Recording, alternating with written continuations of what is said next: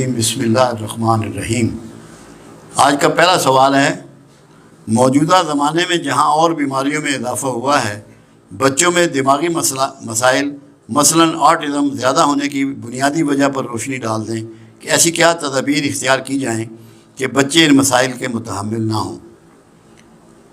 اس بات کو آپ بنیادی طور پہ سمجھیں، جو حالت فرسٹریشن اور ڈپریشن کی آج موجودہ دور میں جاری ہے، میں اپنی جگہ، کیونکہ میرا اس سے بہت واسطہ پڑتا ہے، روزانہ سینکڑوں لوگ ہمارے پاس آتے ہیں، یہ گمان کرتا ہوں، ایسا لگتا ہے کہ 90% سے زیادہ ہماری پاپولیشن ڈپریشن اور فرسٹریشن اور کچھ شیزوفرینیا کے مسائل کا شکار ہے۔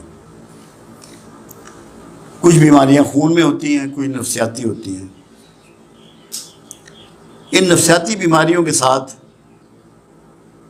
والدین کے ہاں جب بچے پیدا ہوتے ہیں تو بہت سی بیماریاں ان میں ماں باپ کی طرف سے منتقل ہو چکی ہوتی ہیں، کیونکہ بچے کو جینز میں وہ کچھ ملتا ہے جو ماں باپ سے اس کا شیئر ہوتا ہے۔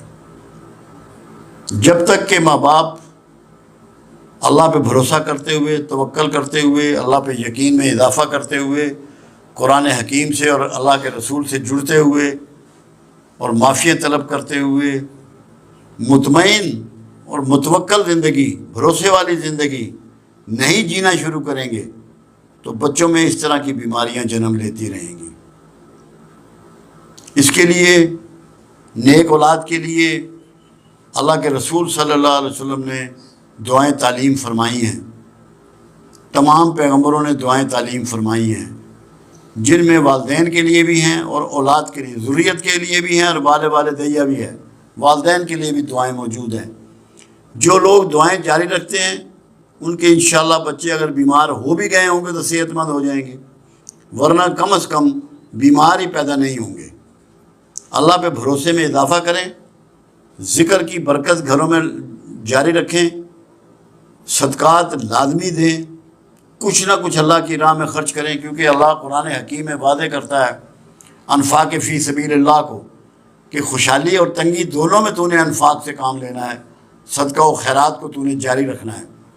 تو جو گھرانے صدقہ و خیرات کو جاری رکھیں گے ان کے ہاں بچوں میں یہ مسائل جنم نہیں لیں گے۔ اور پھر دوسری اس میں سب سے بڑی وجہ، ہمارے پاس ہر دوسرا گھرانہ جو آتا ہے وہ باہمی رنجش کا پیغام لے کے آتا ہے کہ گھر میں فساد ہے، گھر میں جھگڑا ہے، ننان کے ساتھ جھگڑا ہے، بھابھی کے ساتھ جھگڑا ہے، جٹھانی کے ساتھ جھگڑا ہے، دیور کے ساتھ جھگڑا ہے۔ جس گھر میں جھگڑا ہوگا وہاں بچہ صحت مند نہیں رہ سکتا، مینٹلی لازمی وہ ڈسٹرب ہو جائے گا۔ جو یہ چاہتے ہیں کہ ان کے بچے صحت مند رہیں اور جلدی صحت یاب ہو جائیں، وہ گھر میں آپس میں محبت، ایک دوسرے کے جذبات کا احترام، ایک دوسرے کی پردہ پوشی، ایک دوسرے کی ضروریات کا احترام، یہ انہیں کرنا پڑے گا۔ یہ ساری وجوہات فیملی کی ہیں۔ کوئی ایسی خوراک بچے نہیں کھا رہے کہ جس کی وجہ سے وہ آٹزم کا شکار ہو رہے ہیں۔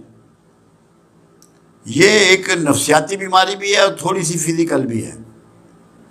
اس کے لیے ضروری ہے کہ والدین اپنے رویے بدلیں، اللہ کا تشکر بڑھائیں، اللہ پر تفکر بڑھائیں، اللہ پر تدبر بڑھائیں اور توکل میں بے پناہ اضافے کی کوشش کریں۔ اب ہر بندہ تو ہمارے ہاں کمپٹیشن میں پڑا ہوا ہے، کمپلینٹس میں پڑا ہوا ہے، کمپیریزن میں پڑا ہوا ہے۔ اس حالات میں بچے صحت مند کہاں سے ہوں گے؟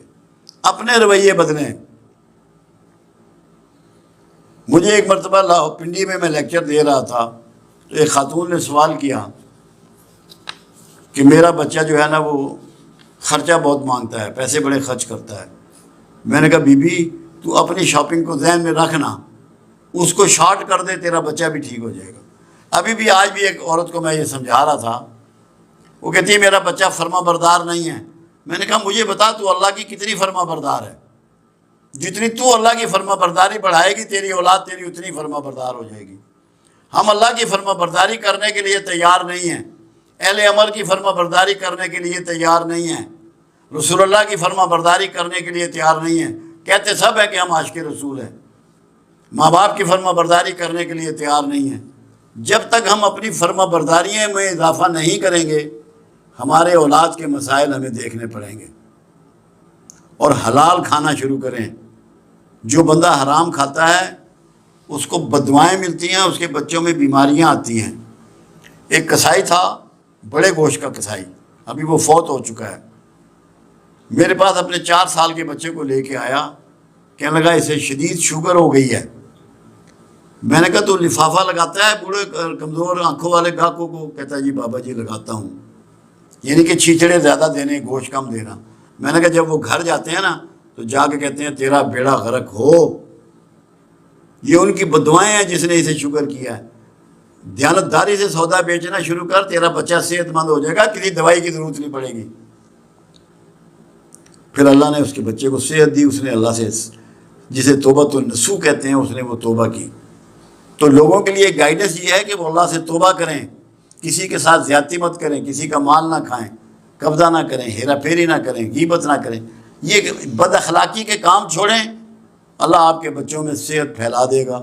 اور آٹزم کے لیے یہ ہے، نہ بچوں کو زیادہ ڈانٹیں، نہ ان کے ساتھ سختی کریں، نہ ان کے سامنے میاں بیوی لڑیں۔ اگر اختلاف ہے اپنے کمرے میں جا کے بات کریں، بچے کو نہ پتہ لگے کہ ماں باپ میں اتنا اختلاف ہے۔ انشاءاللہ آٹزم کی بیماری لوٹ جائے گی، لوگ صحت مند ہو جائیں گے۔ وجہ اس کی زیادہ نفسیاتی ہے،